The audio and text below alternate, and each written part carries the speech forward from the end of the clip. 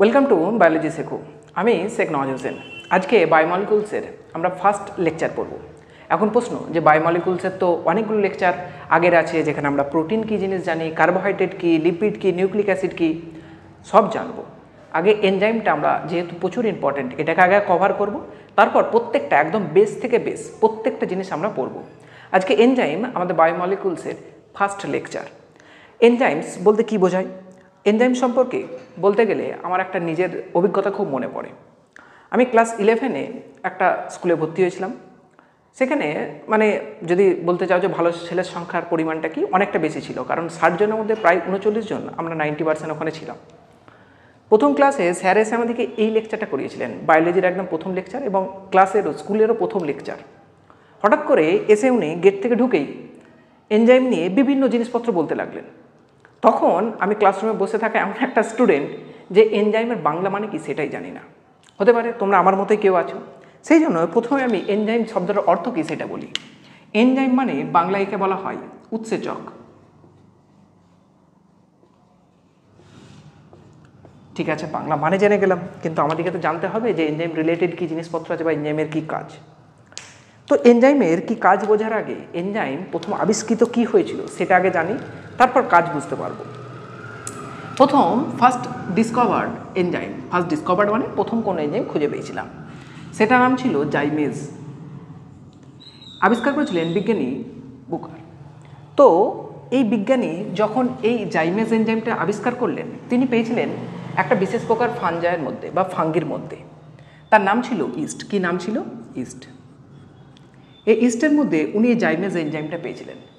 তখন উনি এই জিনিসটা জাইমেজ এনজাইম পাওয়ার পর দেখলেন যে বিজ্ঞানী কুন বলে একটা বিজ্ঞানী এরকমই একটা জিনিসের নামকরণ করেছেন এনজাইম। কি নামকরণ করেছেন? এনজাইম। এনজাইম শব্দটাকে যদি বুঝতে হয়, আমরা যেভাবে শব্দ ভেঙে বুঝি, তাহলে এটাকে এইভাবে বুঝতে পারো। ইন মিন ইন মানে ভিতরে, আর জাইম শব্দটা এসছে ইস্ট থেকে। কোথা থেকে? ইস্ট। সুতরাং এনজাইম পুরো শব্দটা এসছে ইন ইস্ট, এমন একটা জিনিস যেটা কার মধ্যে পাওয়া যায়? ইস্টের মধ্যে। তাহলে প্রশ্ন হবে যে এনজাইম শব্দটা ইস্টকে শুধুমাত্র ডিপিক্ট করছে যখন, তাহলে অন্য কারো পাওয়া যায় না? প্রত্যেকটা প্রাণীর দেহে পাওয়া যায়। প্রত্যেকটা প্রাণী, ইভেন মানুষ থেকে শুরু করে একদম নিম্ন শ্রেণীর প্রাণীর দেহেও কিন্তু আমরা এনজাইম দেখতে পাই। এই এনজাইম তাহলে কাজ কি? এনজাইমের দুটো জিনিস জানলাম। প্রথম আবিষ্কৃত এনজাইমের নাম জাইমেজ, প্রথম যিনি টার্মটা ইউজ করেছেন তার নাম ছিল কুন। তাহলে এই জিনিসটা কি আলটিমেট?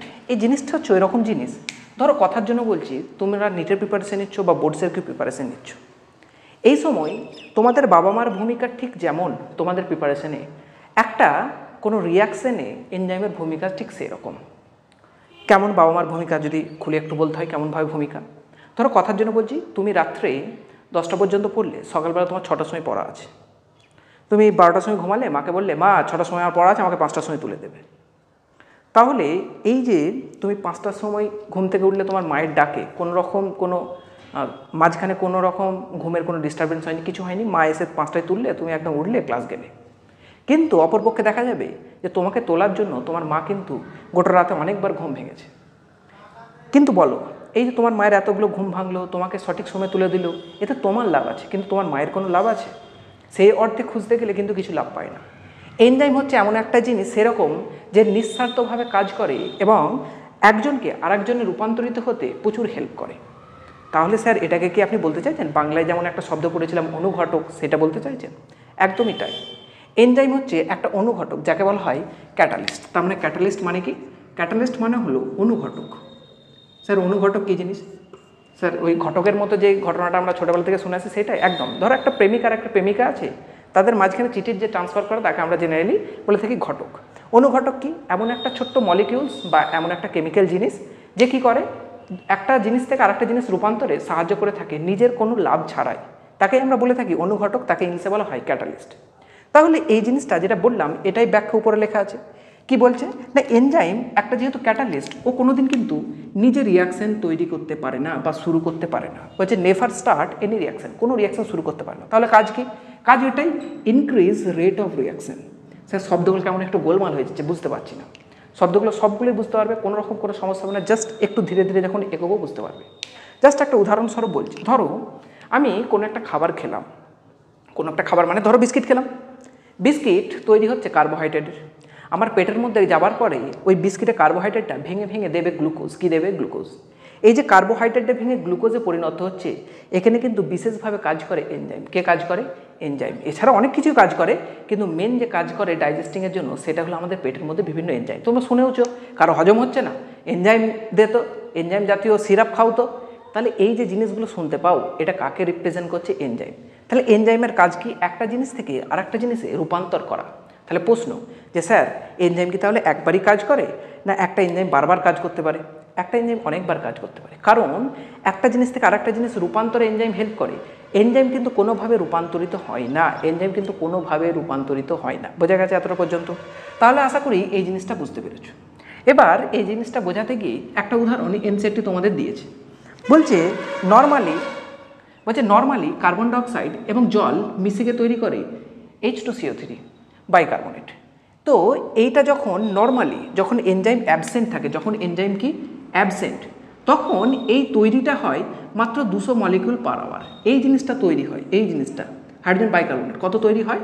200 মলিকিউলস পার আওয়ার, অর্থাৎ 1 ঘন্টায় মাত্র 200 মলিকিউল হাইড্রোজেন বাইকার্বনেট তৈরি হয়। কিন্তু এটাই যদি একটা বিশেষ প্রকার এনজাইমের উপস্থিতিতে হয়, তখন 6 লাখ পার সেকেন্ডে হাইড্রোজেন বাইকার্বনেট কিন্তু তৈরি হয়। এখানে একটা বিশেষ ধরনের এনজাইম যদি কাজ করে, এটা তৈরি হয়।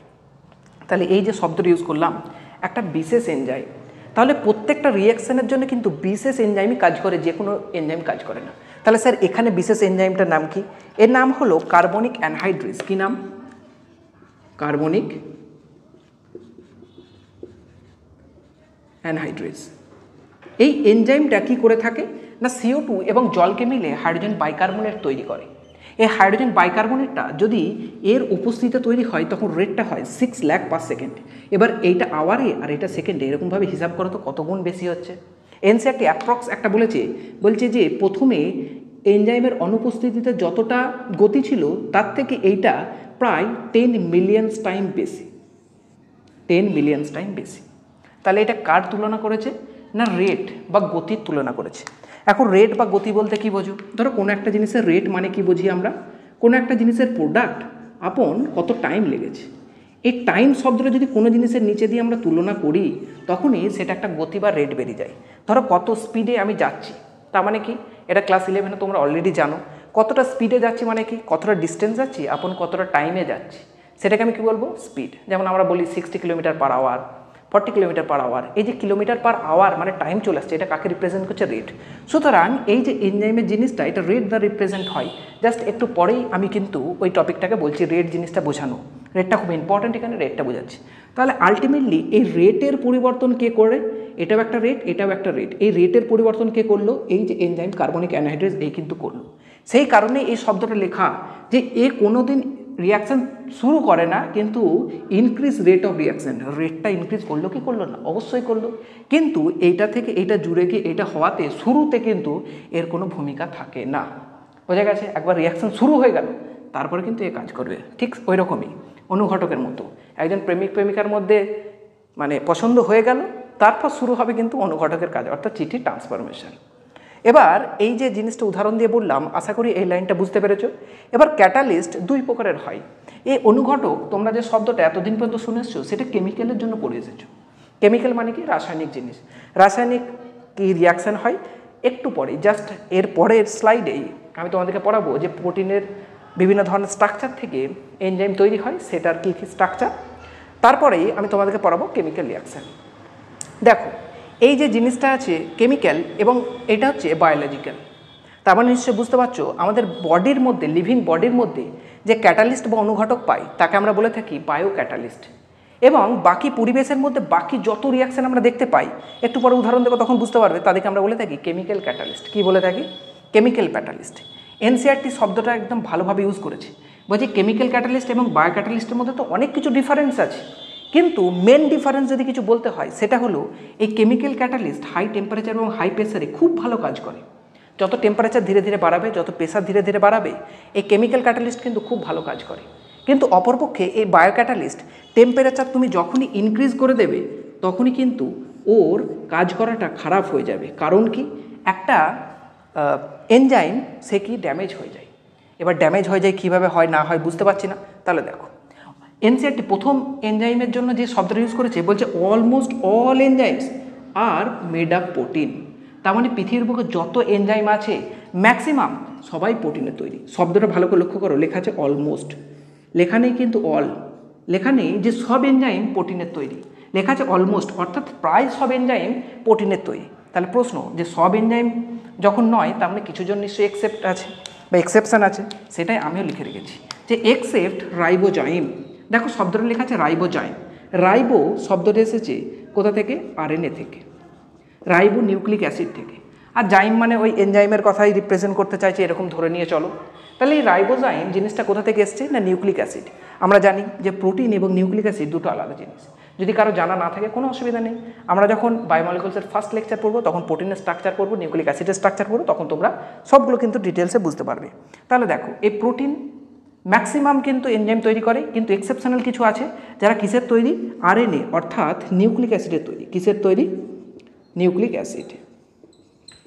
এরা তৈরি কিসের? নিউক্লিক অ্যাসিডের তৈরি। এবার এই রাইবোজাইম আরএনএ কী হিসেবে কাজ করছে? তখন এনজাইম হিসেবে কাজ করছে। এর কিন্তু তখন কি প্রপার্টি আছে? Catalytic property. ক্যাটালিটিক প্রপার্টি মানে কি? ক্যাটালিটিক প্রপার্টি মানে হলো ও অনুঘটক হিসেবে কাজ করতে পারে। বেশ কিছু রিয়াকশানে ও কী করবে? ও ক্যাটালিসিস করবে। তাহলে প্রশ্ন যে ডিএনএর কি ক্যাটালিটিক প্রপার্টি আছে? ডিএনএও তো একটা নিউক্লিক অ্যাসিড না, ডিএনএর কিন্তু এরকম কোনো ক্যাটালিটিক প্রপার্টি নেই, অ্যাবসেন্ট ক্যাটালিটিক প্রপার্টি। কার ক্ষেত্রে? ডিএনএর ক্ষেত্রে। ডিএনএ কিন্তু কোনো রকম কোনো এনজাইম হিসেবে কাজ করে না, একমাত্র কাজ করে কে? আরএনএ। বোঝা গেছে? আরএনএ মলিকিউল যখন এনজাইম হিসেবে কাজ করে তখন তাকে আমরা বলে থাকি রাইবোজাইম। এবার আমি এই যে বললাম যে অলমোস্ট অল এনজাইম প্রোটিনের তৈরি, প্রোটিনের স্ট্রাকচার একটু পরেই পড়ব। এই প্রোটিনের তৈরি হওয়ার কারণেই আমরা যদি কোনো জিনিসের মানে প্রোটিন জাতীয় জিনিসের টেম্পারেচার বৃদ্ধি করি তখন আমরা দেখতে পাই যে টেম্পারেচার বেশি করলে ওরা কিন্তু কি হয়ে যায়? ডিন্যাচুরেশন হয়ে যায়। ডিন্যাচুরেশন মানে কি? ভেঙে যায়। তাহলে কি স্যার আপনি বলতে চাইছেন যে এনজাইম যেহেতু প্রোটিনের তৈরি ও হিট বেশি নিতে পারে না? একদমই তাই, ওই জন্য আমি শব্দটা লিখেছি এনজাইম হিট বা টেম্পারেচার সেনসিটিভ। সেনসিটিভ মানে কি? একটু দিলেই ও রেগে যাবে, একটু দিলেই ওর মন ভেঙে যাবে, একটু দিলেই ও নষ্ট হয়ে যাবে। সেই জন্য ব্র্যাকেটে এটাকে ভালো ভাষায় বলা হয় থার্মোল্যাবাইল। থার্মো মিন টেম্পারেচার, ল্যাবাইল মানে ভঙ্গুর, অর্থাৎ বেশি টেম্পারেচার দিলেই ও কিন্তু ভেঙে যেতে পারে। একে বলা হয় থার্মোল্যাবাইল। এখন এই হিট বা টেম্পারেচার তাহলে কততে কাজ করলেও ভালো কাজ করে? আমাদের বডি টেম্পারেচার যেমন, ওই টেম্পারেচারই কিন্তু সব থেকে ভালো কাজ করে। বলছে মোস্ট অফ দ্য এনজাইম 20 থেকে 35 ডিগ্রি টেম্পারেচারে ভালো কাজ করে, অর্থাৎ আমাদের বডির যা টেম্পারেচার ওই টেম্পারেচারেই বেস্ট কাজ করে। তবে কিছু এনজাইম আছে যারা কিন্তু এই জিনিসটার ব্যতিক্রম, অর্থাৎ তাদের টেম্পারেচার যতই বেশি হোক না কেন তারা নষ্ট হয় না এবং বেশি টেম্পারেচারেই তারা থাকে, আবার বেশি টেম্পারেচারেই তারা কাজ করে। সেই সমস্ত এনজাইমকে আমরা বলে থাকি থার্মোস্টেবল এনজাইম। এই এনজাইমের নামে তোমরা ক্লাস 12-এ বায়োটেকনোলজি চ্যাপ্টারে গিয়ে পড়বে। জাস্ট এনজাইমটার নামটা জাস্ট মনে রাখো যে এরকম একটা থার্মোস্টেবল এনজাইমের নাম হলো ট্যাক পলিমারেজ। কি নাম? ট্যাক পলিমারেজ। এ পাওয়া যায় একটা বিশেষ প্রকার ব্যাকটেরিয়া থেকে, তার নাম হলো থার্মাস অ্যাকোয়াটিকাস। কি নাম? থার্মাস অ্যাকোয়াটিকাস। এই শব্দটার একটু মোটা মোটা তোমাদেরকে নামটা বোঝায়, তাহলে তোমরা বুঝতে পারবে যে এটার কি গুরুত্ব। থার্মাস মিন কি? থার্মাস মিন বেশি টেম্পারেচার ধরে রাখো। অ্যাকোয়াটিকা, অ্যাকোয়া মানে কি? জল, অর্থাৎ প্রচুর উষ্ণ জলেতে এই ধরনের ব্যাকটেরিয়া পাওয়া যায় বলে একে বলা হয় থার্মাস অ্যাকোয়াটিকাস। জাস্ট এইভাবে মনে রাখো থার্মাস অ্যাকোয়াটিকাস। তাহলে কোথায় পাওয়া যায়? প্রচুর গরম জল। প্রচুর গরম জল কোথায় পাওয়া যায় বলো তো? হ্যাঁ, উষ্ণ প্রস্রবণ এলাকা, যাদেরকে বলা হয় হট স্প্রিং, সেখানে কিন্তু এরা পাওয়া যায়। সেখানে টেম্পারেচার থাকে প্রায় 72 থেকে 90 ডিগ্রি টেম্পারেচার, এবং সেই ধরনের ব্যাকটেরিয়ার মধ্যেই থাকে এই বিশেষ যে এনজাইম, তার নাম হলো ট্যাক পলিমারেজ। সুতরাং কিছু কিছু বিশেষ এনজাইম আছে যারা উষ্ণতাতেও কিন্তু থাকতে পারে এবং কাজ করে, তবে maximum most of the enzyme ওরা কিন্তু অল্প টেম্পারেচার রেঞ্জে কাজ করে, তা নাহলে কিন্তু কি হয়ে যায়? নষ্ট হয়ে যায়। তাহলে প্রশ্ন যে এই টেম্পারেচারের উপরে গেলে নষ্ট হয়ে গেল, ঠিক আছে, এর থেকে নিচে আসলেও কি কাজ করে না? না, এর থেকে উপরের রেঞ্জে গেলেও যেমন কাজ করে না, নিচে এলেও কাজ করে না, কিন্তু পার্থক্য একটাই, টেম্পারেচার যদি প্রচুর বেড়ে যায়, অর্থাৎ কথার জন্য বলছি আমি 70 ডিগ্রি করে দিলাম নর্মাল এনজাইমের টেম্পারেচার, এগুলো ছাড়া, তখন কি হয়ে যায়? প্রোটিনের চেন ডিন্যাচুরেশন, অর্থাৎ প্রোটিনটা ডিন্যাচুরেশন, ভেঙে যায়। এবার বলো তো, কোনো একটা জিনিস যদি ভেঙে যায় সে কি আর পূর্বের অবস্থায় ফিরে আসবে? না। তাহলে এই প্রোটিন একবার ডিন্যাচুর হয়ে গেলে ও কিন্তু আর কাজে ফিরতে পারবে না, পুরো প্রোটিনটাই নষ্ট। কিন্তু কোনো একটা এনজাইমে যদি টেম্পারেচার আমি কমাতে থাকি, কথার জন্য বলছি ধরো 0 ডিগ্রি সেন্টিগ্রেড, ও হয়ে যায় ইনঅ্যাক্টিভ, অর্থাৎ ফ্রোজেন হয়ে যায়, জমে যাওয়া আর ভেঙে যাওয়া দুটো আলাদা জিনিস। জমে গেলে টেম্পারেচার আবার যদি বৃদ্ধি করি, ও কিন্তু নিজের পূর্বের ফর্মে ফিরে আসবে এবং সেখানে এসে ও অ্যাজ এ এনজাইম কিন্তু কাজ করবে। এই জিনিসটা বোঝা হয়ে গেলে গোটা স্লাইডটা তোমরা একটা স্ক্রিনশট নিয়ে নিতে পারো। এরপরে আমরা যাব যে প্রোটিনের কী ধরনের স্ট্রাকচার দ্বারা এনজাইম তৈরি বা কেমন কেমন স্ট্রাকচার প্রোটিনের হয়, যার ফলে এনজাইমের আমরা এফেক্টিভিটি দেখতে পাই। পুরোটা অলরেডি কভার করেছি, তোমরা একটা স্ক্রিনশট নিয়ে নাও। এরপর যাবো আমরা নেক্সট স্লাইডে, চলো। এরপর আমরা পড়বো যে এনজাইমের স্ট্রাকচার কেমন তৈরি হয়। প্রথম যে প্যারাটা এনজাইম লেখা আছে সেখানে কিন্তু এই জিনিসটা ব্যাখ্যা করা আছে। প্রথমে প্রোটিন জানলে আমাদের বেটার হয় এনজাইমের স্ট্রাকচারটা সম্পূর্ণ জানা। যেহেতু আমরা এখনও প্রোটিন পড়িনি, জাস্ট বেসিক একটুখানি জিনিস যে কী বলেছে এনসিটির লাইনগুলো, তো ওটা আমি একটু ক্লিয়ার করে দিই। বেসিক্যালি আমরা দেখতে পাই প্রোটিনের 4 প্রকারের স্ট্রাকচার হয়, 4 ধরনের স্ট্রাকচার দেখতে পাই। Primary structure, secondary structure, tertiary এবং তার সঙ্গে একটা দেখা যায় সেটাকে বলে কোয়াটারনারি স্ট্রাকচার। আমরা কোয়াটারনারিটা লিখিনি কারণ এনসিআরটিতে এনজাইমের পার্টে কোয়াটারনারি নিয়ে কোনো রকম কোনো কথা বলেনি। প্রথম হচ্ছে প্রাইমারি স্ট্রাকচার। নর্মালি যে কোনো জিনিস প্রাইমারি বা প্রাথমিক মানে কী বুঝি, সবথেকে সহজ সরল জিনিস। এবার যেহেতু এনজাইম প্রোটিন দ্বারা তৈরি, এই যে স্ট্রাকচারগুলোর কথা আলোচনা করছি এগুলো সব প্রোটিনেরই স্ট্রাকচার। তাহলে প্রোটিনের প্রাইমারি স্ট্রাকচার মানে বোঝায় এরকম একটা সরলরৈখিক বা লিনিয়ার স্ট্রাকচার, যেটাকে যদি আমরা ভালো করে দেখি তো দেখতে পাই এরকম ট্রেনের ডাব্বার মতো জিনিস দ্বারা গঠিত। এই ট্রেনের ডাব্বাগুলো কি? এগুলো হচ্ছে অ্যামিনো অ্যাসিড। এগুলো কি? Amino acid.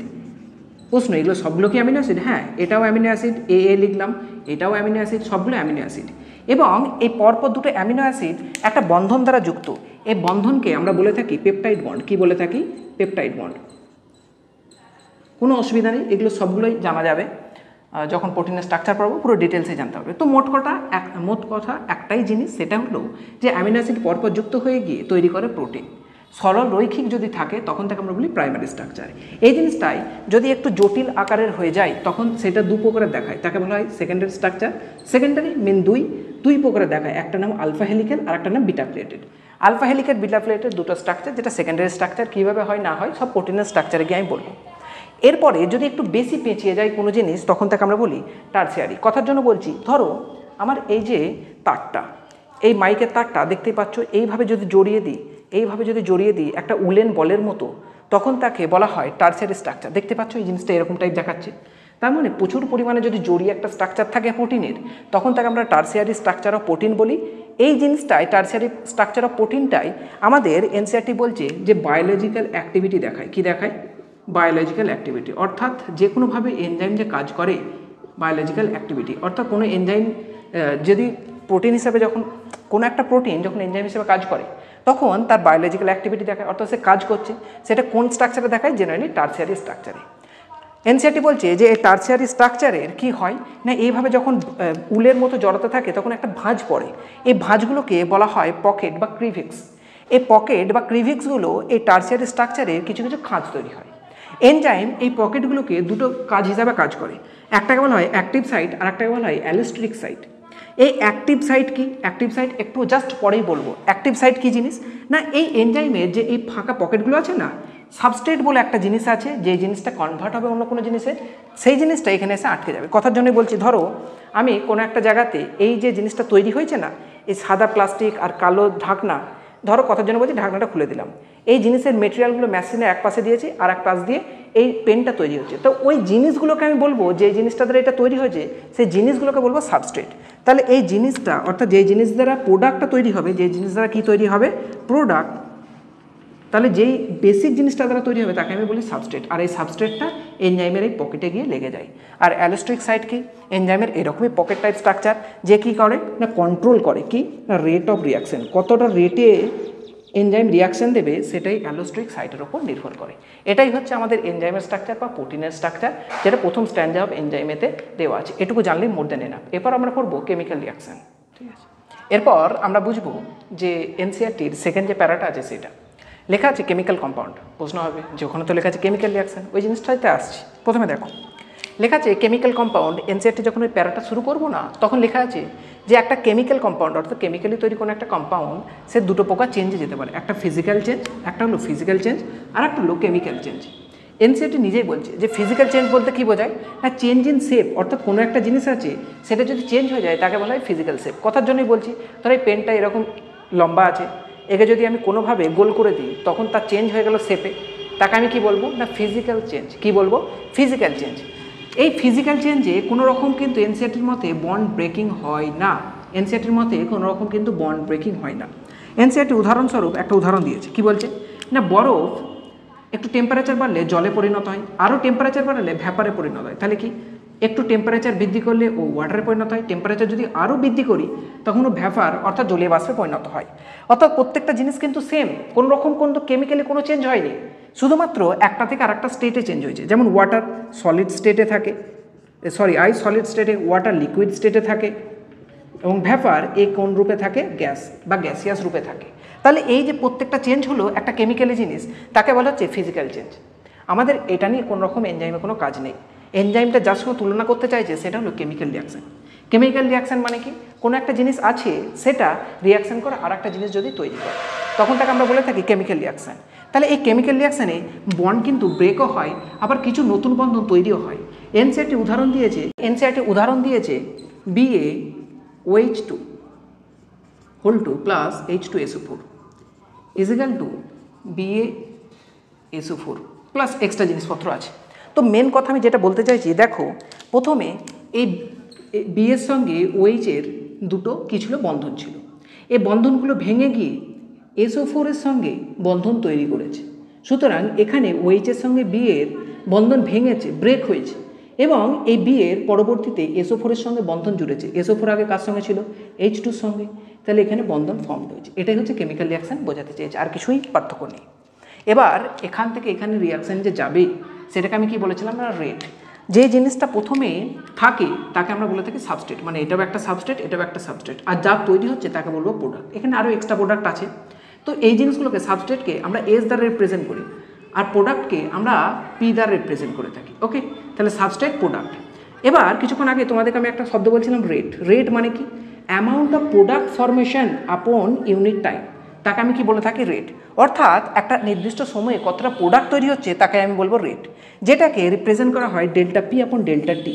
পি মানে আর কিছুই না, পি মানে হলো প্রোডাক্ট, আর টি মানে কিছুই না, টি মানে হলো টাইম। তাহলে এই জিনিসটাকে বলা হয় রেট। এবার এটা কার ক্ষেত্রে ইউজ করা হয় থাকে, জেনারেলি কেমিক্যাল রিয়াকশানের ক্ষেত্রে। কেমিক্যাল রিয়াকশানে কতটা পাওয়ার, কতটা অনুঘটক কাজ করছে সেটা বোঝানোর জন্য জেনারেলি আমরা রেট শব্দটা ইউজ করে থাকি। তবে এনজাইমের ক্ষেত্রে আমরা দেখতে পাই যে এই রেট জিনিসটাকেই আমরা বলে থাকি যে যেহেতু ও ক্যাটালিস্ট হিসেবে কাজ করে, যে খুশ ক্যাটালিস্ট হিসেবে কাজ করে, কেমিক্যালও ক্যাটালিস্ট হিসেবে কাজ করতে পারে, তবে আমরা তার ক্ষেত্রে মেপে থাকি ক্যাটালিটিক পাওয়ার দিয়ে। কি মাপে থাকি, ক্যাটালিটিক পাওয়ার, এই শব্দটা ইউজ করা হয়ে থাকে যে কতটা এনজাইম জোরে কাজ করছে। এবার এর স্বরূপ দুটো ইউনিট আমরা ইউজ করে থাকি, একটা হচ্ছে টার্ন ওভার নাম্বার, আর একটা জিনিস হলো KM। জাস্ট জিনিসটা মনে রাখো, তোমাদেরকে যদি কোশ্চেন কোনো দিন করে যে ক্যাটালাইটিক পাওয়ার কী কী দ্বারা মাপা হয়, একটা হচ্ছে টার্ন ওভার নাম্বার, আর একটা হচ্ছে KM। টার্ন ওভার নাম্বার কিছুই না, এই জিনিসটা amount of product formation from substrate in per unit time, সেটাকে টার্ন ওভার, ওটাই KM। এরকম ধরেই চলো, কোনো অসুবিধা কিছু নেই। জাস্ট তোমরা শুধু মনে রেখো যে ক্যাটালাইটিক পাওয়ার কোন কোন জিনিসগুলো দ্বারা রিপ্রেজেন্টেড হয়। এবার আমাদের এনসিআরটি লাস্টের দিকে বলছে যে এগুলো তো কেমিক্যাল রিয়াকশনের উদাহরণ পড়লাম, আমরা এনজাইমে দেখতে পাই আমাদের বডির মধ্যে কী কাজ করে, প্রচুর জিনিসে কনভার্সন করে। প্রথমে যখন তোমাদেরকে আমি এনজাইম কী জিনিস বোঝাতে গিয়েছিলাম তখনই বললাম না যে বিস্কিট কার্বোহাইড্রেটের তৈরি, সুগারের তৈরি, ওটা ভেঙে কী তৈরি করে, আমাদের গ্লুকোজ। তো আমাদের বডির মধ্যে এই ধরনের যে রিয়াকশানগুলো চলে তাকেই বলা হয় মেটাবলিক পাথওয়ে বা মেটাবলিক রিয়াকশন। আমার যদি অন্যান্য লেকচারগুলো দেখে থাকো সেখানে মেটাবলিজম সম্পর্কে অনেক কিছু বলেছি, যে মেটাবলিজমে কোনো জিনিসকে ভাঙা হয় আবার গড়া হয়। যদি কোনো মেটাবলিজমে কোনো জিনিসকে ভাঙা হয় তখন আমরা বলি ক্যাটাবলিজম। কি বলি, ক্যাটাবলিজম। ক্যাটাবলিজম মানে কি, কাট করা, কাট, অর্থাৎ কোনো জিনিসকে ভাঙা, কেটে কেটে কেটে কাট করা। আমি জাস্ট ওইভাবে মনে রাখার জন্য বলি। আর যদি কোনো জিনিস তৈরি হয় তখন তাকে বলা হয় অ্যানাবলিজম। অ্যানাবলিজম মানে কোনো ছোটো ছোটো জিনিস জোড়া লেগে বড় জিনিস তৈরি হওয়া। এরকম এনসিআরটি একটা উদাহরণ দিয়েছে যে গ্লুকোজ থেকে পাইরুভিক অ্যাসিড তৈরি হওয়া। এই জিনিসটা তোমরা রেসপিরেশন চ্যাপ্টারতে গিয়ে কিন্তু পড়বে, কোনো চিন্তার বিষয় না, রেসপিরেশন চ্যাপ্টারে গিয়ে পড়বে। এনসিআরটি যে এই রিয়াকশানটা তুলে ধরেছে এটার নাম হলো গ্লাইকোলাইসিস। এই গ্লাইকোলাইসিসে কী হয় না, গ্লুকোজ থেকে পাইরুভিক অ্যাসিড তৈরি হয় 10টা স্টেপের মাধ্যমে। কটা স্টেপে তৈরি হয়, 10টা স্টেপ, এবং প্রত্যেকটা স্টেপে একটা করে ডিফারেন্ট এনজাইম কাজ করে এবং গ্লুকোজ থেকে পাইরুভিক অ্যাসিড তৈরি করে। প্রশ্ন যে এই রিয়াকশানটার কী প্রয়োজন বা এনজাইমের কী কাজ, না এখান থেকে আলটিমেটলি এইভাবে যেতে যেতে রেসপিরেশনের মাধ্যমে মেটাবলিক রিয়াকশান হলেই আমরা তবেই আলটিমেট কোনো খাবার খেয়ে এনার্জি পাই। এরপরে আরও রিয়াকশান আছে যেগুলো কিন্তু হতে থাকে। এনসিআরটি উদাহরণ দিয়েছে যে গ্লুকোজ থেকে পাইরুভিক অ্যাসিড যেমন তৈরি হয়, এরপরে আরও ফার্দার স্টেপের মাধ্যমে আমরা এনার্জি পাই। আমরা দেখতে পাই যে আমাদের বডির মধ্যে মাসেলেতে অনেকক্ষণ দৌড়ানোর পর দেখবে মাসেলটা ফ্যাটিক হয়ে গেছে, টায়ার্ড হয়ে গেছে, আর দৌড়াতে পারি না, কারণ এই গ্লুকোজ থেকে তখন আমাদের বডিতে তৈরি হয় ল্যাকটিক অ্যাসিড। কী তৈরি হয়, ল্যাকটিক অ্যাসিড। একই রকমভাবে এনসিআরটি বলছে যে ইস্টের ক্ষেত্রে এই গ্লুকোজ থেকে তৈরি হয় কি ইথানল। ইথানল হচ্ছে এক প্রকার বিশেষ অ্যালকোহল। এই জিনিসটা যে এটা বোর্ডে লিখেছি এটা তোমরা স্ক্রিনশট নিয়ে নাও। এই জিনিসটাই মোটামুটি কেমিক্যাল রিয়াকশানের পুরো সার জিনিস। আর বাকি আর একটা জিনিস আছে কার্বনিক অ্যানহাইড্রেজের ওই যে ডেটাটা, যেটা অলরেডি আমি ইউজ করেছি, সেই জন্য এখানে আর তোমাদেরকে বললাম না। এরপরে আমরা চলে যাব যে কীভাবে এনজাইম বেসিক্যালি টেম্পারেচার এবং পিএইচের ওপর কাজ করে বা কীভাবে রিয়াকশানটাও ফর্ম করে থাকে। আমরা পড়বো এনজাইম অ্যাকশন, অর্থাৎ এনজাইম কীভাবে কাজ করে। এতক্ষণ যে বুঝছিলাম ওই জিনিসটাই একটু ডিটেলস বলবো তোমাদেরকে। আমি বলছিলাম যে সাবস্ট্রেট আর প্রোডাক্ট বুঝতে পারছো না, কোনো সমস্যা নেই। এবার এখানে সেই জিনিসটা বুঝবো। দেখো এটা হলো আমাদের এনজাইম, আর এই যে ফাঁকা জায়গাগুলো পকেটের মতো করা আছে এগুলো আর কিছুই না, এটাই হলো আমাদের অ্যাক্টিভ সাইট। কিছুক্ষণ আগেই তোমাদেরকে আমি কি বললাম যে এনজাইমের অ্যাক্টিভ সাইটে এসে যুক্ত হয় সাবস্ট্রেট। এই যে এস লিখেছি, এস মানে সাবস্ট্রেট, সাবস্ট্রেট 1 সাবস্ট্রেট 2, ধরো দুটো সাবস্ট্রেট এই এনজাইমে যুক্ত হয়। এখানে দেখো সাবস্ট্রেটটা এসে এনজাইমের মধ্যে যুক্ত হয়েছে। এই যুক্ত হলে তাকে আমরা বলে থাকি এনজাইম সাবস্ট্রেট কমপ্লেক্স। কি বলে থাকি? Enzyme substrate complex. এই এনজাইম সাবস্ট্রেট কমপ্লেক্সটা এখানে এসে যুক্ত হয় এবং এখানে চারটে যে ধাপ এঁকেছি এই চারটে ধাপকে এখানে বর্ণনাও করেছি আমি। চারটে ধাপের মধ্যে প্রথমে কি লেখা আছে? এনজাইম এবং সাবস্ট্রেট যুক্ত হয়েছে। এনজাইমটা কি করবে? এই সাবস্ট্রেটটা কি করবে না এনজাইমকে ইনডিউসড করবে, অর্থাৎ ওকে কি করবে না জোর করবে, বা কথার জন্য বলছি যে ওকে চেষ্টা করবে যাতে ওকে টাইটলি আরও ধরে। কাকে? না সাবস্ট্রেটকে আরও ধরে। সেই জন্য এখানে শব্দটা লেখা আছে যে substrate induces enzyme to alter shape. ওর নিজের শেপটা একটু চেঞ্জ করতে বলবে যে এনজাইম একটু শেপটা চেঞ্জ করো, তাহলে আমাকে আরও ভালো করে ধরতে পারবে। তো লেখা আছে ফিটিং মোর টাইটলি, যাতে আরও ভালো করে টাইটলি ধরতে পারে। তো চেঞ্জ করার পর এবার কি তৈরি হবে? এই সাবস্ট্রেটের মধ্যে বন্ধন তৈরি হবে। তখন তৈরি হবে enzyme product complex. Enzyme substrate complex ছিল, এনজাইম প্রোডাক্ট কমপ্লেক্সে তৈরি হবে। আর এই দুটো স্টেজই খুব শর্ট টাইম থাকে, ঠিক আছে? শর্ট লিভ স্টেট, এনসিআরটির মতে শর্ট লিভ, একে বলা হয় ট্রানজিয়েন্ট স্টেট, ঠিক আছে? তোমরা হয়তো কেমিস্ট্রিতে পড়েওছো ট্রানজিয়েন্ট স্টেট, অর্গানিক কেমিস্ট্রিতে। তো এই দুটো স্টেটের পর কি করে এনজাইম? এবার প্রোডাক্টের এই বন্ধন ভেঙে দিয়ে বাইরে বেরিয়ে চলে আসে এবং এনজাইম আলাদা হয়ে যায়, প্রোডাক্ট আলাদা হয়ে যায়। প্রোডাক্ট তৈরি হয়ে গেল, এনজাইম ফ্রি হয়ে গেল। এই এনজাইমটা আবার এই ধরনের কোনো সাবস্ট্রেট যদি ফাঁকা থাকে তার সঙ্গে যুক্ত হতে পারবে। তো এটাই হচ্ছে এনজাইম অ্যাকশন, আর কিছুই ব্যাপার না। এবার অঙ্কের প্রশ্ন, যে ছবি দেখে তো কিছুই বুঝতে পারছি না যে এনজাইম কীভাবে হেল্প করে। কিছুক্ষণ আগে আমরা দেখছিলাম যে CO2 আর H2 মিলে হাইড্রোজেন H2CO3 তৈরি করে, এনজাইমের উপস্থিতিতে ওটা প্রায় 10 মিলিয়ন টাইম বেড়ে যায়। কিছুই তো বুঝতে পারলাম না, এই তো ডাব্বার মতো জিনিস কী কাজ করছে। ওই কাজটা বোঝার জন্য এই ছকটা আমাদেরকে দেখতে হবে। সেটা কি? দেখো আমরা এখানে যে ছকটা এঁকেছি এই ওয়াই অ্যাক্সিস বরাবর এঁকেছি পোটেনশিয়াল এনার্জি, ঠিক আছে? এবার এই পোটেনশিয়াল এনার্জিতে একটা জিনিস তোমাদেরকে প্রথমেই বলি। দেখো এটা আঁকা আছে সাবস্ট্রেট একটু উঁচুতে, আর তার থেকে নিচেতে আঁকা আছে প্রোডাক্ট। তোমরা মনে রাখবে যে জিনিসের পোটেনশিয়াল এনার্জি যত বেশি বা কাইনেটিক এনার্জি যত বেশি, সে তুলনামূলক দুরন্ত হয়ে থাকে, অর্থাৎ এক জায়গায় স্থির থাকে না বা স্টেবল হয় না, তার রিয়াকশান করার প্রবাবিলিটি বেশি। আর তাকে যখনই প্রোডাক্টে পরিণত করে দেওয়া হয় তখনই তার কিন্তু সব গতি শেষ, ঠিক আছে? সে স্টেবল হয়ে যায়, চুপ করে থেকে যায়। তো সাবস্ট্রেটের এনার্জি বেশি থাকে কার থেকে? প্রোডাক্টের থেকে। কিন্তু এই সাবস্ট্রেট থেকে প্রোডাক্টে তৈরি হওয়ার আগে একটা বড় কিন্তু জাম্প দিতে হয়। কি দিতে হয়? একটা বড় জাম্প, উপরের লেভেলে একটা জাম্প দিতে হয়। জাম্প একমাত্র দিলে তবেই কিন্তু প্রোডাক্টটা তৈরি হয়। এবার এই সাবস্ট্রেট এই যে বড় জাম্পটা দিয়ে প্রোডাক্টে যায়, এই কতটা এনার্জি বেশি জাম্প লাগছে তাকে আমরা বলে থাকি অ্যাক্টিভেশন এনার্জি। অর্থাৎ এর যতটা এনার্জি দিলে প্রোডাক্টে পরিণত হতে পারবে তাকে আমরা বলে থাকি অ্যাক্টিভেশন এনার্জি। তো কোনো একটা সাবস্ট্রেট যদি প্রোডাক্টে পরিণত হয় উইথআউট এনজাইম, এটা কি? উইথআউট এনজাইম, অর্থাৎ এনজাইম অ্যাবসেন্ট, তখন তার অ্যাক্টিভেশন এনার্জি লাগে এখান থেকে এতটা, যেটাকে আমি A1 দ্বারা রিপ্রেজেন্ট করেছি। আর কোনো একটা রিয়াকশান যেমন এটাতে কে প্রেজেন্ট আছে? এনজাইম প্রেজেন্ট আছে, তখন অ্যাক্টিভেশন এনার্জি লাগে এইটুকু, তাকে আমি A2 দ্বারা রিপ্রেজেন্ট করেছি। তাহলে বলো তো A1 বেশি না A2 বেশি? Of course A1 greater than A2। এবার বলো তো যাতে এনার্জি বেশি লাগবে সেটা সহজে হবে, না যাতে এনার্জি কম লাগবে সেটা সহজে হবে? অফকোর্স নর্মাল জিনিস, যাতে এনার্জি কম লাগবে সেটা তত সহজে হবে। তো A2 যেহেতু এনার্জি কম লাগে, খুব সহজে সাবস্ট্রেট থেকে প্রোডাক্ট তাড়াতাড়ি করে তৈরি করতে থাকে। সেই কারণে এনজাইমের উপস্থিতিতে রিয়াকশানের রেট প্রচুর গুণ বেড়ে যায়। কারণ কি? এনসিআরটি বলছে না এনজাইম অ্যাক্টিভেশন এনার্জিটা পূর্বের তুলনায় কমিয়ে দেয়। কমিয়ে দেয় মানে প্রচুর কমিয়ে দেয়, মিনিমাম করে দেয়। সেই কারণে এনজাইম অ্যাকশনে এই জিনিসটা কিন্তু তোমাদের বোঝা আবশ্যিক। এবার এই যে কাজটা করেছে এর উপর টেম্পারেচার এবং পিএইচের কাজ আছে। এটাই আমরা নেক্সট টপিকে পড়ব যে ফ্যাক্টরস এফেক্টিং এনজাইম অ্যাক্টিভিটি। ওকে, এবার আমরা পড়ব যে ফ্যাক্টরস এফেক্টিং এনজাইম অ্যাক্টিভিটি। কিছুক্ষণ আগেই এনজাইমের অ্যাকশন দেখছিলাম না, কীভাবে এনজাইম কাজ করে। তো বিশেষ কিছু জিনিস আছে যেটার এনজাইমের উপর প্রভাব আছে। আমরা কেমিক্যাল রিয়াকশন যখন পড়ছিলাম তখন বললাম যে কেমিক্যাল রিয়াকশানে টেম্পারেচার এবং প্রেসারের প্রচুর ভূমিকা। যত টেম্পারেচার আর প্রেসার বাড়ানো হবে তত রিয়াকশান বাড়ে, কিন্তু এনজাইমের ক্ষেত্রে প্রচুর বাড়ানোর সঙ্গে সঙ্গে বাড়ে না, তবে একটা লিমিট পর্যন্ত কিন্তু বাড়ে। তাহলে আমরা ফ্যাক্টরস এফেক্টিংয়ে তিনটে জিনিস দেখতে পাই। 1 নম্বর টেম্পারেচার, 2 নম্বর পিএইচ, 3 নম্বর দেখতে পাই সাবস্ট্রেট কনসেন্ট্রেশন। তো পিএইচ বা টেম্পারেচারের কী ভূমিকা আছে সেটা নিয়ে এখন আমরা কথা বলবো।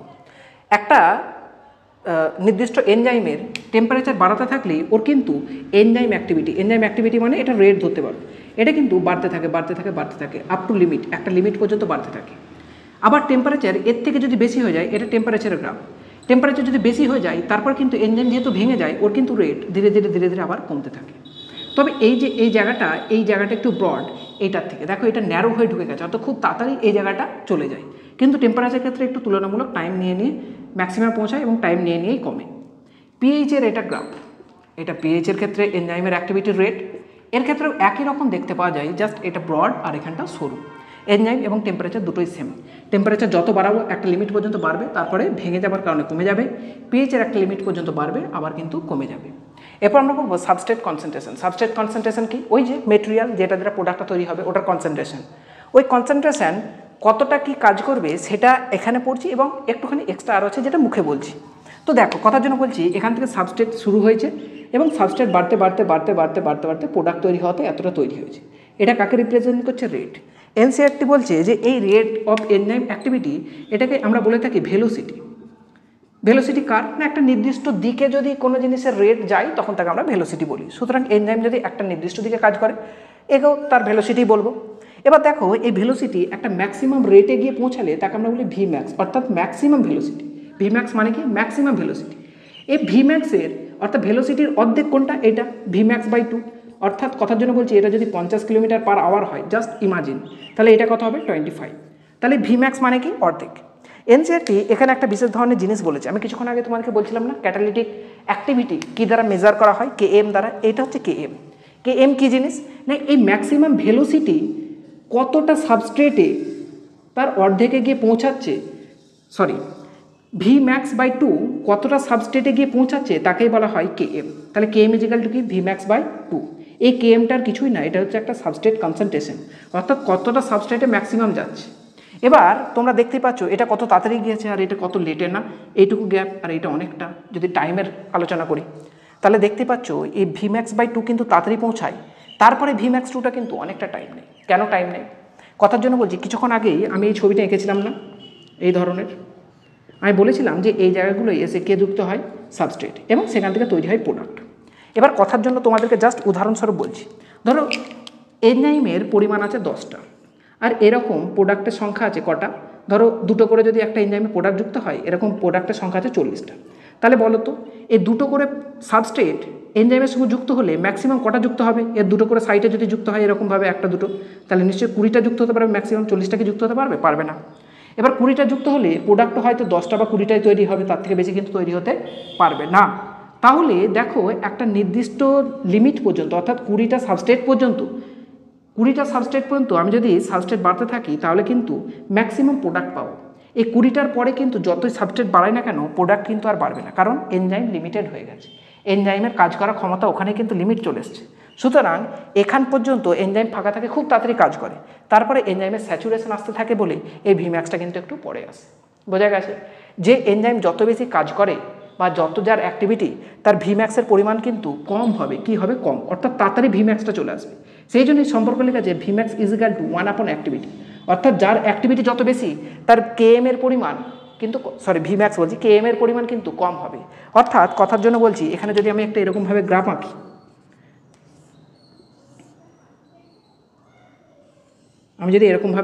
আঁকি, তাহলে তোমরা দেখতেই পাচ্ছ যে এইটার Km আগে চলে আসছে, এটার Km পরে আসছে। সুতরাং এটা যদি Km1 আর এটা Km2 হয়, তাহলে তোমরা আলোচনা করতে পারবে Km1 এর অ্যাক্টিভিটি বেশি না Km2 এর অ্যাক্টিভিটি বেশি? Km যেহেতু আগে চলে আসছে, সুতরাং Km = 1/অ্যাক্টিভিটি। তার মানে যার ভ্যালু Km এর কম তার অ্যাক্টিভিটির পরিমাণ কিন্তু বেশি, অর্থাৎ ভালো রেটে কাজ করতে পারবে। আর Km যার বেশি তার অ্যাক্টিভিটি কিন্তু কম। এরকমই একটা উদাহরণ বিভিন্ন জায়গায় তোমরা পড়ে থাকবে, কার্বনিক অ্যানহাইড্রেস এবং লাইসোসোম, সেখানে কিন্তু এই উদাহরণটা দিয়ে কম্পেয়ার কিছু কিছু জায়গায় করা হয়। এটা বুঝে গেলে এরপর তোমাদেরকে পড়াবো আমি ইনহিবিটর। ঠিক আছে, চলো ওইদিকে এগিয়ে যাই। তো আমরা এখন পড়বো ইনহিবিটর। ইনহিবিটর কী জিনিস? যে জিনিস কোনো জিনিসকে ইনহিবিট করা অর্থাৎ বাধা দেয় তাকে আমরা বলে থাকি ইনহিবিটর। এনজাইমের ক্ষেত্রে এটা অনেকটা ভূমিকা রাখে, কারণ আমি যতটা সাবস্ট্রেট দিচ্ছি না, যতটা সাবস্ট্রেট দিচ্ছি সেই করসপন্ডিংয়ে যদি প্রোডাক্ট না পাই, তখন আমি জানবো যে এখানে কেউ না কেউ বাধা দিচ্ছে। বোঝা গেছে? তখন তাকে আমরা বলে থাকি ইনহিবিটর। এনজাইমের ক্ষেত্রে অনেকটা গুরুত্বপূর্ণ ভূমিকা পালন করে থাকে ইনহিবিটর। কারণ কি? এনজাইম যে কাজটা করতে চায় সেই কাজটাকে বাধা দেয় কে? ইনহিবিটর। বোঝা গেছে? এনজাইম যে কাজটা করতে চায় সেটা কি? সাবস্ট্রেট থেকে বেশি করে প্রোডাক্ট তৈরি করা। তাহলে সাবস্ট্রেটের মতোই যদি একটা কেউ এসে এনজাইমের সঙ্গে ভুল ক্রমে যুক্ত হয়ে যায়, এনজাইম কাজ করতে না পারে, বুঝতে না পারে, তখন প্রোডাক্ট তৈরি হবে না। এটাকে বলা হয় এনজাইমের বাধা দেওয়া। তাহলে আমি বললাম যে সাবস্ট্রেট থেকে প্রোডাক্ট তৈরি করতে পারবে না, কিন্তু এনজাইম নর্মাল, এনজাইমের সমস্যা কিছু নেই। তাহলে দেখতে পাই যে inhibitor closely resemble with substrate, অর্থাৎ সাবস্ট্রেটের মতোই দেখতে হয় কে না ইনহিবিটর, একই রকম দেখতে হয়, দুজনকে চেনা মুশকিল। এই ইনহিবিটর দুভাবে কাজ করে, একটা কম্পিটিটিভ, একটা নন কম্পিটিটিভ। কম্পিটিটিভ মানে কি? একই রকম দেখতে হবে, একই জায়গার জন্য কম্পিটিশন করবে। তোমরা ধরো নিটের জন্য কম্পিটিশন করছো, একটা সিটের জন্য কম্পিটিশন করছো এতজন মিলে, তাহলে একটা সিট নির্দিষ্ট তার জন্য কম্পিটিশন, তাকে বলবো হচ্ছে কম্পিটিটিভ ইনহিবিশন। কথার জন্য বলছি, ধরো কথার জন্য বললাম যে এটা এনজাইমের একটা অ্যাক্টিভ সাইট, এই জায়গাটার জন্যই ধরো এটা একটা সাবস্ট্রেট আছে, এটা একটা সাবস্ট্রেট আছে, ঠিক আছে, এটা সাবস্ট্রেট আর এটা হচ্ছে ইনহিবিটর, ঠিক আছে, শেপটা একই হবে। তাহলে এটা ইনহিবিটর আর এটা হচ্ছে সাবস্ট্রেট, এরা দুজনেই এই অ্যাক্টিভ সাইটটার জন্য কিন্তু লড়াই করছে বা কম্পিটিশন করছে, তখন তাকে আমরা বলবো কম্পিটিটিভ ইনহিবিশন বা কম্পিটিটিভ ইনহিবিটর একে বলবো। আর যদি কোনোভাবে ধর কথার জন্য বলছি যে কোনো একটা এনজাইম এরকমভাবে রয়েছে এবং এর পিছনের দিকে একটা জায়গায় এরকম রয়েছে, যেটা কি না রিজার্ভেশন দেওয়া আছে যে এখানে সাবস্ট্রেট এসে যুক্ত হোক, অসুবিধা কিছু নেই, এখানে আরামসে এসে ইনহিবিটর যুক্ত হতে পারবে। এখানে কে যুক্ত হতে পারবে? ইনহিবিটর। এই ইনহিবিটর এখানে যুক্ত হয়ে গেলে এনজাইম অ্যাক্টিভিটি কিন্তু বন্ধ করে দেয়, যার ফলে সাবস্ট্রেটে কোনো কাজ হয় না। যদি কম্পিটিশন করে একটা জায়গার জন্য তখন তাকে বলো কম্পিটিটিভ ইনহিবিশন। যদি কোনো রকম জায়গা একটা জমা থাকে তখন তাকে বলো নন কম্পিটিটিভ ইনহিবিশন। কম্পিটিটিভ ইনহিবিশনের এনসিআরটি এক্সাম্পল দিয়েছে তোমাদের, সেটা কি না বলছে সাকসিনিক অ্যাসিড, এটাকে বলছে সাকসিনেট। কি বলা হচ্ছে? সাকসিনেট। এনসিআরটি বলছে সাকসিনেটটা হচ্ছে সাবস্ট্রেট আর এই ম্যালোনেটটা হচ্ছে ইনহিবিটর, ঠিক আছে। এই সাকসিনেটটা, এই ম্যালোনেটটা সাকসিনেটের মতোই দেখতে, এবং এই সাকসিনেট জেনারেলি সাকসিনিক অ্যাসিড ও সাকসিনিক ডিহাইড্রোজেনের উপস্থিতিতে, এটা হলো এনজাইম, এর উপস্থিতিতে এই ফিউমারিক অ্যাসিড এটা প্রোডাক্টটা তৈরি করে। কিন্তু কিছু কিছু সময় দেখা যায় যে ম্যালোনেট সাকসিনেটের মতো দেখতে হওয়ার কারণে এই সাকসিনেট ডিহাইড্রোজেনের সঙ্গে যুক্ত হতে দেয় না, ঘুরে কে যুক্ত হয়ে যায়? ইনহিবিটর।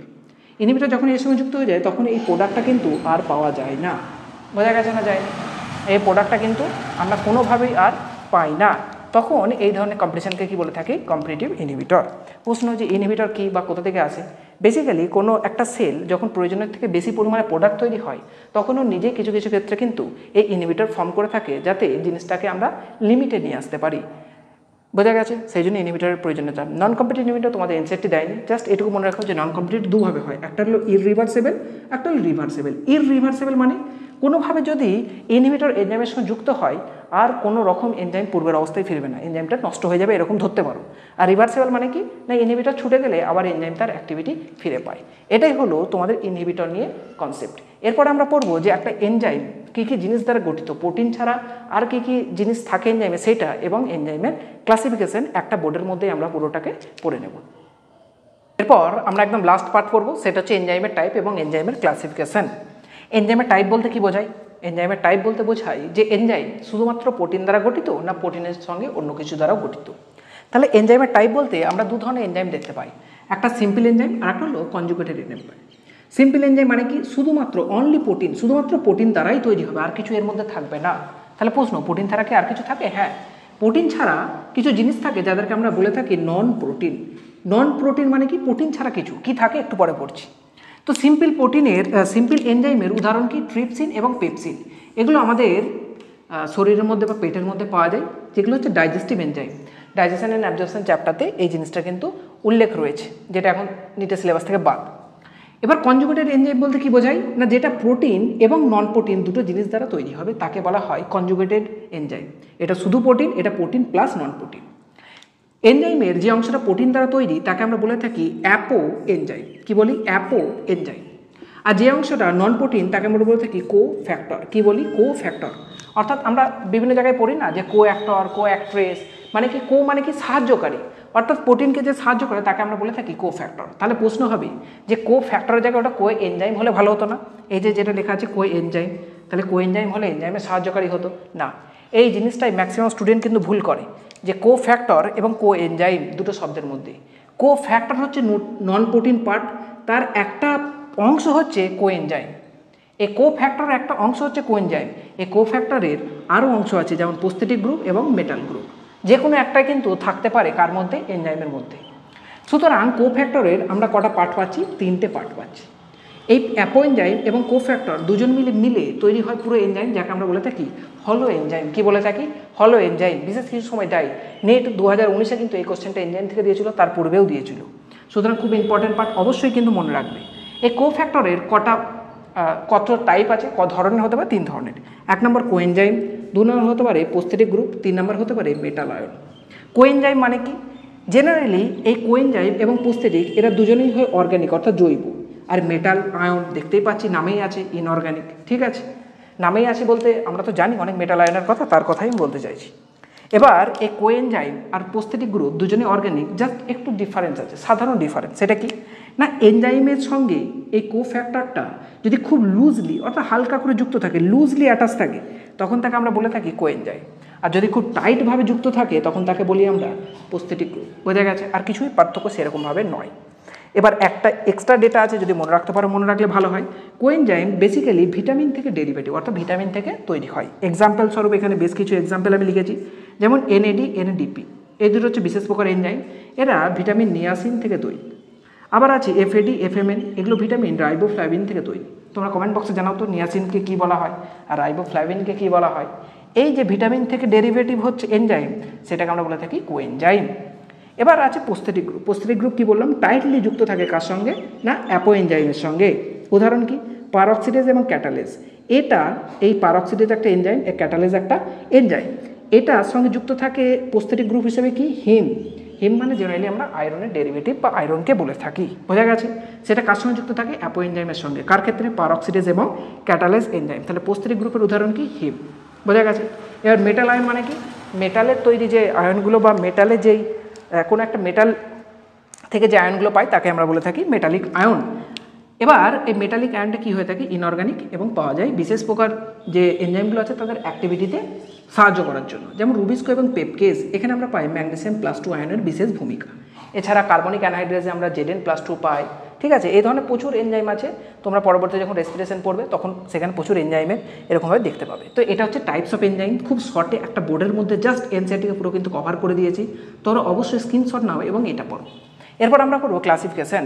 বিশেষ প্রকার এনজাইমের অ্যাক্টিভিটির উপর নির্ভর করে IUC অর্থাৎ ইন্টারন্যাশনাল ইউনিয়ন ফর বায়োকেমিস্ট্রি তারা কিন্তু এনজাইমকে 6টা ভাগে ভাগ করেছে, 6টা ভাগে ক্লাসিফিকেশন করেছে। প্রথমে হচ্ছে অক্সিডো রিডাক্টেজ, তারপর হচ্ছে ট্রান্সফারেজ, তারপর হাইড্রোলেজ, লাইজ, আইসোমারেজ এবং লাইগেজ। এবারে ক্লাসিফিকেশন থেকে একটা জিনিস বলি, যেটা আমার প্রথমেই বলা উচিত ছিল কিন্তু আমি বলিনি ইচ্ছাকৃতভাবেই। কোনো একটা এনজাইমের নামের শেষে যদি পাও এজ, ASE, তখনই জানবে যে কোনো একটা জিনিসের নামের শেষে এজ পাওয়া মানে সেটা কি? সেটা হলো একটা এনজাইম। যা এনজাইম খুঁজবে সবের শেষে এজ পাবে। দেখো এজ রুবিস্কো যখন ফুল ফর্ম দেখবে সেখানেও এজ, এখানেও দেখো এজ। তার মানে এজ কোনো জিনিসের থাকা মানে সেটা কি বোঝায়? না, সেটা হলো এনজাইম। এবার এই 6টা এনজাইম সম্পূর্ণভাবে এটা নিয়ে আমি একটা শর্ট ভিডিও বানাবো, সেখানে এটা সম্পূর্ণ ডিটেলস আলোচনা করব। তবে এই 6টা এনজাইমের গ্রুপের বা ক্লাসের কথা মনে রাখার জন্য একটা শর্ট ট্রিক্স আছে। সেটা কি? এই শব্দগুলো প্রথমগুলো ধরো, OT, HLIL, এটা এইভাবে মনে রাখতে পারো যে একটা হিল আছে, তার নাম হলো OT হিল। ঠিক আছে, কি নাম? OT hill. O for oxidoreductase, T for transferase, H for hydrolase, I for isomerase, L for lyase এবং L for ligase. OT hill মনে রাখতে পারো, অথবা যেটা আমি মনে রাখি সেটা মনে রাখতে পারো। সেটা কি? সেটা হলো OT হাই, HY হাই, LY লাই। OT হাই, হাই লাই। ঠিক আছে, হাই লাই। এইভাবে মনে রাখতে কিন্তু তোমরা পারো, যদি যেটা মনে রাখতে ইচ্ছে যাবে সেটা পারো। OT হিল মনে রাখতে পারো, অথবা OT হাইলাই মনে রাখতে পারো। OT হাইলাই, আই লাই। ঠিক আছে, এই জিনিসটা যদি মনে রাখতে পারো, যা খুশ মনে রাখতে পারো। ক্লাসিফিকেশনের এই কাজগুলো নিয়ে সম্পূর্ণ একটা ছোট্ট ভিডিও আমি তৈরি করব, সেখানে কিন্তু ক্লাসিফিকেশনের কীভাবে কাজ হচ্ছে সেটা দেখে নেবে, অথবা এনসাইটের পডকাস্টে তোমরা অবশ্যই দেখতে পাবো। এখানে এনজাইম সম্পূর্ণ শেষ হলো। ভিডিও কেমন লাগলো অবশ্যই জানাও। আর যদি আমাদের অনলাইনে পারচেস করতে চাও কোর্স, নিচে ডিসক্রিপশনে দেওয়া আছে অ্যাপের লিঙ্ক, সেখান থেকে পারচেস করতে পারো। Thank you all.